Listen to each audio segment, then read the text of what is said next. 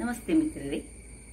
ಇಂದು ರಕ್ಷಾಬಂಧನ ಹಬ್ಬ, ಅಣ್ಣ ತಂಗಿಯರ ಪ್ರೀತಿಯ ಸಂಕೇತದ ಹಬ್ಬ.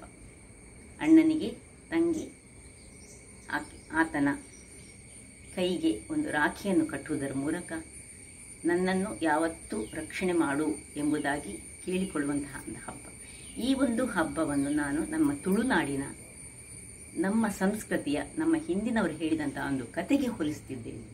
ಹಿಂದೆ ಬಾರ್ಕೂರಿನಲ್ಲಿ ದೇವಪಾಂಡ್ಯ ಎಂಬ ರಾಜ ಆಳುತ್ತಿದ್ದ. ಆತ ಪ್ರಜೆಗಳನ್ನು ಬಹಳ ಪ್ರೀತಿಸುತ್ತಿದ್ದ. ಹಾಗಾಗಿ ಪ್ರಜೆಗಳ ಅಭಿವೃದ್ಧಿಗಾಗಿ ಅಥವಾ ಒಂದು ವ್ಯಾಪಾರವನ್ನು ನಡೆಸಲಿಕ್ಕಾಗಿ ಆತ ಅನೇಕ ಹಡಗುಗಳನ್ನು ನಿರ್ಮಿಸಿದಂತೆ. ಆ ಹಡಗುಗಳನ್ನು ನಿರ್ಮಿಸಿ ವ್ಯಾಪಾರಕ್ಕೆ ಹೊರಡಬೇಕು ಹೇಳುವಾಗ ಕುಂಡೋದರ ಎಂಬ ರಾಕ್ಷಸ ಅವನಿಗೆ ಹಡಗನ್ನು ಮುಂದಕ್ಕೆ ಚಲಿಸಲೇ ಅನುಮತಿಯನ್ನು ನೀಡಲಿಲ್ಲ. ಆಗ ರಾಜ ಕುಂಡೋದರನಲ್ಲಿ, ಏನು ನಿನ್ನ ಪ್ರಾಬ್ಲಮ್, ಯಾಕೋಸ್ಕರ ನೀನು ಈ ನನ್ನ ಹಡಗನ್ನು ಮುಂದಕ್ಕೆ ಹೋಗಲು ಬಿಡ್ತಿಲ್ಲ ಅಂತ ಕೇಳಿದಾಗ, ಇದಕ್ಕೊಂದು ನಿನ್ನ ಮಗನ ಅಥವಾ ಯಾರದಾದರೂ ಒಂದು ಮಗುವಿನ ಬಲಿ ಬೇಕು ಎಂದು ಕೇಳ್ತಾನೆ. ಆಗ ಈ ರಾಜ ತನ್ನ ಹೆಂಡತಿಯೊಡನೆ ತನ್ನ ಒಂದು ಮಗುವನ್ನು ಅದಕ್ಕೆ ಬಲಿ ಕೊಡುವ ಪ್ರಜೆಗಳ ಹಿತಕ್ಕಾಗಿ ಎಂದು ಕೇಳಿದಾಗ, ಅವನ ಹೆಂಡತಿ, ನನ್ನ ಮಕ್ಕಳನ್ನು ನಾನು ಖಂಡಿತವಾಗಿಯೂ ಬಲಿ ಕೊಡಲಾರೆ ಹೇಳಿ ತನ್ನ ಎಲ್ಲ ಮಕ್ಕಳನ್ನು ಹಿಡಿದುಕೊಂಡು ಆಕೆ ತವರಿಗೆ ಹೋಗ್ತಾಳಂತೆ. ಆ ಹೊತ್ತಿನಲ್ಲಿ ಈ ದೇವಪಾಂಡ್ಯನ ತಂಗಿ ಸತ್ಯವತಿ ಏನು ಮಾಡ್ತಾಳೆ ಅಂತ ಹೇಳಿದರೆ, ತನ್ನ ಮಗನಾದ ಜಯಪಾಂಡ್ಯನನ್ನು ಕರೆದುಕೊಂಡು ಬಂದು, ಅಣ್ಣ ತೆಗೆದುಕೋ, ನನ್ನ ಮಗನನ್ನು ಬೇಕಿದ್ರೆ ಬಲಿ ಕೊಡು, ನೀನು ಪ್ರಜೆಗಳ ಹಿತಕ್ಕಾಗಿ ಮಾಡುವ ಈ ಕೆಲಸಕ್ಕೆ ನನ್ನ ಅನುಮತಿ ಇದೆ ಎಂದು ತನ್ನ ಮಗನನ್ನು ಕೊಡುವಾಗ, ಈ ಕುಂಡೋದರನಿಗೆ ಆ ಮಗುವನ್ನು ಬಲಿ ತೆಗೆದುಕೊಳ್ಳಲಿ ಮನಸ್ಸು ಬರಲಿಲ್ಲಂತೆ. ಅವನೇನು ಮಾಡ್ತಾನೆ ಹೇಳಿದರೆ, ದೇವಪಾಂಡ್ಯನ ಹತ್ರ ಹೇಳ್ತಾನಂತೆ, ಇನ್ನು ಮುಂದಕ್ಕೆ ನಿನ್ನ ನಂತರ, ಈ ದೇವಪಾಂಡ್ಯನ ನಂತರ ನಿನ್ನ ಅಳಿಯನಾದ ಈ ಜಯಪಾಂಡ್ಯನನ್ನೇ ಈ ರಾಜ್ಯದ, ಅಂದರೆ ನಿನ್ನ ರಾಜ್ಯದ ಅಧಿಪತಿಯನ್ನಾಗಿ ಮಾಡು ಎಂದು ಹೇಳ್ತಾನೆ. ಜಯಪಾಂಡ್ಯ ಬಹಳ ಖುಷಿಯಾಗಿ ತನ್ನ ತಂಗಿ ತನಗೋಸ್ಕರ ಮಾಡಿದ ತ್ಯಾಗವನ್ನು ನೆನೆದು ಆತನನ್ನೇ ಆ ರಾಜ್ಯದ ಅಧಿಪತಿಯನ್ನಾಗಿ ಮಾಡ್ತಾನಂತೆ. ಇದರ ನಂತರ ನಮ್ಮ ತುಳುನಾಡಿನಲ್ಲಿ ಈ ಅಳಿಯ ಸಂತಾನ ಕಟ್ಟು ಎಂಬ ಒಂದು ಪದ್ಧತಿ ಮುಂದಕ್ಕೆ ಬಂತು. ಅಂದರೆ ಅಳಿಯನಿಗೆ ಹೆಚ್ಚಾಗಿ ನಾವು ಪ್ರಾಮುಖ್ಯತೆಯನ್ನು ಕೊಡ್ತಿದ್ದೇವೆ. ಹಾಗಾದರೆ ಹೇಗೆ ಕನೆಕ್ಷನ್ ಬರ್ತದೆ ಹೇಳಿದರೆ, ಈ ರಾಖಿ ಎಂಬುದು ನಾರ್ತ್ ಅಥವಾ ಬೇರೆ ಕಡೆಯಲ್ಲಿ ಬರುವಂತಹ ಕಟ್ಟುವಂಥದ್ದು. ಆದರೆ ನಮ್ಮಲ್ಲಿ ಹಾಗಲ್ಲ. ಈ ಅಣ್ಣ ತಂಗಿಯರ ಪ್ರೇಮ ಹಿಂದಿನಿಂದಲೂ ಇತ್ತು ಎಂಬುದು ನಮ್ಮ ಈ ಹಿರಿಯರ ಕಥೆಯಿಂದ ನಮಗೆ ತಿಳಿದು ಬರ್ತದೆ. ಹಾಗಾದರೆ ಇವತ್ತು ಈ ಅಣ್ಣ ತಂಗಿಯರ ಪ್ರೀತಿಯ ಸಂಕೇತವಾಗಿ ಒಂದು ಸ್ವೀಟನ್ನು ತಿನ್ನುವ ಅಂತ ನಾನಿವತ್ತು ಒಂದು ಬಹಳ ಸುಲಭ ರೀತಿಯಲ್ಲಿ ಮಾಡುವಂತಹ ರವೆ ಉಂಡೆಯನ್ನು ಮಾಡಿದ್ದೇನೆ. ಹಾಗಾದರೆ ಈ ರವೆ ಉಂಡೆಯನ್ನು ಹೇಗೆ ಮಾಡುವುದು ಎಂದು ನೋಡೋಣ ಅಲ್ಲವೇ ಮಿತ್ರರೇ?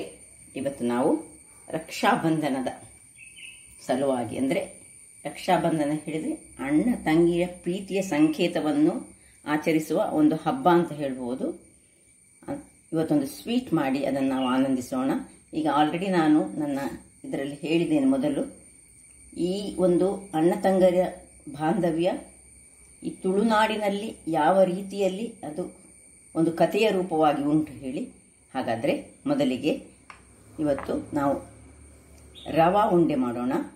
ಒಂದು ಸ್ವೀಟ್, ಒಂದು ಬೌಲ್ನಲ್ಲಿ ರವೆ ಬೇಕು, ಸ್ವಲ್ಪ ಡ್ರೈ ಫ್ರೂಟ್ಸು, ಮತ್ತು ಎಷ್ಟು ರವೆ ತೆಗೆದುಕೊಂಡಿದ್ದೇನೆ ಅದರದ್ದು ಮುಕ್ಕಾಲು ಅಷ್ಟು, ಅಂದರೆ ಒಂದು ಬೌಲ್ ತೆಗೆದುಕೊಂಡ್ರೆ ಮುಕ್ಕಾಲು ಬೌಲ್ನಷ್ಟು ಸಕ್ಕರೆ ಬೇಕು ನಮಗೆ. ಇದನ್ನು ಸಕ್ಕರೆನ ಈಗ ಪೌಡರ್ ಮಾಡಿಕೊಂಡು, ಇದು ನೋಡಿ ಸ್ವಲ್ಪ ಡೆಸಿಕೇಟೆಡ್ ಕೊಕೊನಟ್ ಹೇಳಿದರೆ ಡ್ರೈ ಕೊಕೊನಟನ್ನು ನಾನು ಸ್ಕ್ರೇಪ್ ಮಾಡಿಟ್ಟುಕೊಂಡದ್ದು, ಏಲಕ್ಕಿ, ಮತ್ತು ಎಷ್ಟು ಬೇಕು ಹಾಲು ಅದನ್ನು ನೋಡಿಕೊಂಡು ಹಾಕಲಿಕ್ಕೆ, ಮತ್ತು ಸ್ವಲ್ಪ ತುಪ್ಪ. ಹಾಗಾದರೆ ಮೊದಲಿಗೆ ನಾವು ಒಂದು ಗ್ಯಾಸನ್ನು ಆನ್ ಮಾಡಿಕೊಂಡು ಇದು ಬಿಸಿ ಆಗಲಿ. ಬಾಣಲಿ ಬಿಸಿಯಾದ ಕೂಡಲೇ ತುಪ್ಪ ಹಾಕೊಳ್ಳೋಣ. ಬಹಳ ಸುಲಭವಾದ, ಬೇಗನೆ ಆಗುವಂತಹ ಈ ಒಂದು ರವೆಯ ಉಂಡೆ ಎಲ್ಲರಿಗೆ ಸಾಧಾರಣ ಗೊತ್ತುಂಟು ಇದು. ಆದರೆ ಸಹ ಪ್ರಪೋರ್ಷನ್ಸ್ ಎಲ್ಲ ಕರೆಕ್ಟಾಗಿ ಮಾಡಿದರೆ ರವಾ ಉಂಡೆ ಬಹಳ ಚೆನ್ನಾಗಿ ಬರ್ತದೆ. ಸ್ವಲ್ಪ ಇದನ್ನು ಫ್ರೈ ಮಾಡಿಕೊಳ್ಳೋಣ, ಡ್ರೈ ಫ್ರೂಟ್ಸನ್ನು. ವೀಕ್ಷಕರೇ, ಇಲ್ಲಿ ನೋಡಿ ಎಲ್ಲ ದ್ರಾಕ್ಷಿಗಳೆಲ್ಲ ಉಬ್ಬಿ ಬಂತು, ಮತ್ತು ಗೇರು ಬೀಜ ಸಹ ಅದರಲ್ಲೇ ಸ್ವಲ್ಪ ಫ್ರೈ ಆಯಿತು. ಇದನ್ನು ಈಗ ತೆಗೆದುಕೊಳ್ಳೋಣ. ನೋಡಿ,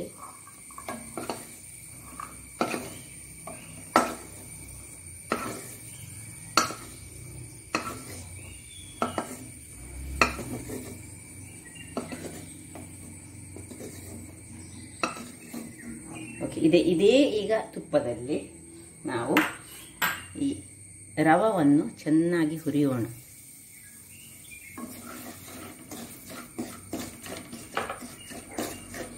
ಒಳ್ಳೆ ಘಮ ಬರುವ ಹಾಗೆ ಹುರಿಬೇಕು.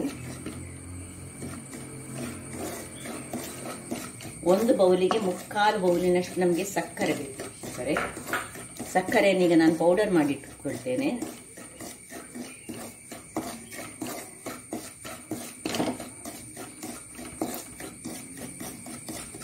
ನೋಡಿ, ಹೀಗೆ ಮಾಡ್ತಾ ಇರುವಾಗ ಇಲ್ಲಿದೆ ಈಗ ಸ್ವಲ್ಪ ಸಣ್ಣ ಉರಿ ಇಟ್ಟು ನಾವು ಇದನ್ನು ಹಾಗೆ ಇಟ್ಟು ಇಲ್ಲಿ ನೋಡಿ ನಾನು ಸಕ್ಕರೆಯನ್ನು ಇದರಲ್ಲಿ ಹಾಕಿದ್ದೇನೆ. ಈ ಸಕ್ಕರೆಗೆ ನಾನು ಈ ಏಲಕ್ಕಿಯನ್ನು, ಇಡೀ ಏಲಕ್ಕಿಯನ್ನು ಇದರಲ್ಲಿ ಹಾಕ್ಕೊಂಡು ಇದನ್ನು ಒಂದು ಸ್ವಲ್ಪ ಗ್ರೈಂಡ್ ಮಾಡಿ, ಅಂದರೆ ಪೌಡರ್ ಮಾಡಿ ತರ್ತೇನೆ ವೀಕ್ಷಕರೇ. ನೋಡಿ, ಇಷ್ಟು ಫ್ರೈ ಆಗುವಾಗ ನೋಡಿ ಪರಿಮಳ ಬರ್ತಾ ಉಂಟು. ಈ ತುಪ್ಪ ಸೇರಿ ಈ ರವಾ ಫ್ರೈ ಆಗುವ. ಈಗ ಈ ತೆಂಗಿನ ತುರಿಯನ್ನು ಇದಕ್ಕೆ ಹಾಕೊಳ್ಳೋಣ. ಇದು ಸ್ವಲ್ಪ ಇದರಲ್ಲಿ ಸ್ವಲ್ಪ ಇದರಲ್ಲಿ ಬೆಚ್ಚಗೆಯಲ್ಲಿ ಫ್ರೈ ಹಾಕೊಳ್ಳಿ.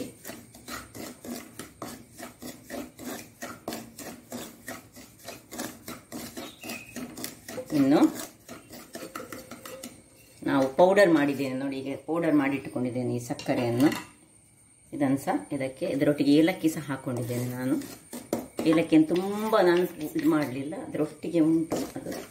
ಇದನ್ನು ಇದಕ್ಕೆ ಸೇರಿಸಿಕೊಳ್ಳೋಣ. ಬಹಳ ಸುಲಭ ರೀತಿಯಲ್ಲಿ ಮಾಡುವಂತಹ ಒಂದು ಉಂಡೆ ಹೇಳಿದರೆ ಈ ರವಾ ಉಂಡೆ ಮತ್ತು ಈ ಗೋಧಿಯ ಹಿಟ್ಟಿನ ಉಂಡೆ ಮಾಡ್ತೇವೆ ನೋಡಿ, ಅದು ಸಹ ಬಹಳ ಸುಲಭ ರೀತಿಯಲ್ಲಿ ಮಾಡುವಂತಹದ್ದು. ಇಷ್ಟು ಫ್ರೈ ಆಗುವಾಗ ಇದರಲ್ಲಿ ಸಕ್ಕರೆ ಆಯಿತು, ತೆಂಗಿನ ತುರಿ ಆಯಿತು, ಮತ್ತೆ ರವೆ ಫ್ರೈ ಆದದಾಯಿತು. ಇನ್ನು ಸ್ವಲ್ಪ ತುಪ್ಪವನ್ನು ನಾವು ಇದಕ್ಕೆ ಪುನಃ ಸ್ವಲ್ಪ ತುಪ್ಪವನ್ನು ಹಾಕೊಳ್ಳೋಣ. 1 ಸ್ಪೂನ್, ಹೆಚ್ಚು ತುಪ್ಪದ ಅಗತ್ಯ ಇಲ್ಲ. ಡ್ರೈ ಫ್ರೂಟ್ ಫ್ರೈ ಮಾಡುವಾಗ ಸ್ವಲ್ಪ ತುಪ್ಪ, ಮತ್ತೆ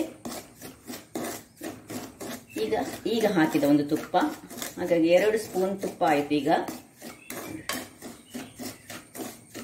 ಇನ್ನು ಈ ಡ್ರೈ ಫ್ರೂಟ್ಸ್ ಅನ್ನು ಇದಕ್ಕೆ ಸೇರಿಸ್ಕೊಳ್ಳೋಣ.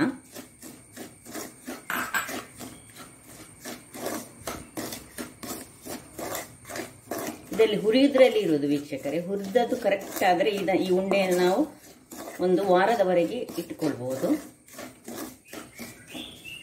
ಇನ್ನು ಹೆಚ್ಚು ಹಾಕೋದು ಬೇಡ, ನೋಡಿಕೊಂಡು ನಾವು ಸ್ವಲ್ಪ ಹಾಲನ್ನು ಹಾಕ್ತಿದ್ದೇನೆ ನಾನು.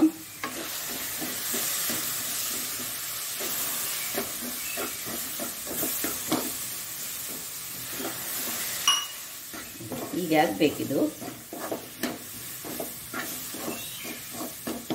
ಹೀಗೆ ಹಾಲನ್ನು ಹಾಕಿ ಈಗ ಮುಚ್ಚಳ ಮುಚ್ಚಿ ನಾವು ಒಂದು 5 ನಿಮಿಷಗಳ ಕಾಲ ಹೀಗೆ ಬಿಡೋಣ. ವೀಕ್ಷಕರೇ ನೋಡಿ, 10 ನಿಮಿಷ ಕಳೆದಿದೆ. ಈಗ ಇದನ್ನು ಸ್ವಲ್ಪ ಬಿಸಿ ಉಂಟು. ಈಗ ಇದನ್ನು ಇದಕ್ಕೆ ಸ್ವಲ್ಪ ತುಪ್ಪವನ್ನು ಹಾಕೊಳ್ಳೋಣ. ಅದು 3ನೇ ಚಮಚದ ತುಪ್ಪ ನಾನು ಹಾಕೊಳ್ಳೋದು.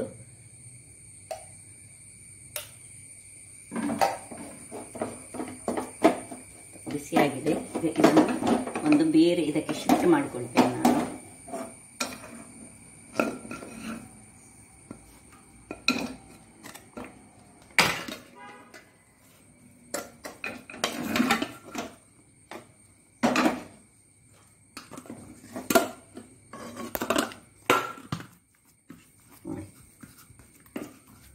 ಈಗ ಇದು ಈಸಿಯಾಗಿ ಮಾಡುವಂತಹ ಒಂದೊಂದಾಗಿ ಎಷ್ಟೆಷ್ಟು ದೊಡ್ಡ ನಿಮಗೆ ಉಂಡೆ ಬೇಕು ಅಷ್ಟೆಷ್ಟು ದೊಡ್ಡ ಉಂಡೆಯನ್ನು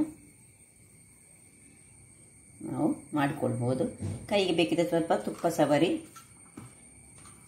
ಬಿಸಿ ಬಿಸಿ ಇರುವಾಗಲೇ ದೊಡ್ಡ ಒಂದೇ ಸೈಜ್ನ ಉಂಡೆಯನ್ನು ನಾವು ಮಾಡಿಕೊಳ್ಳೋಣ.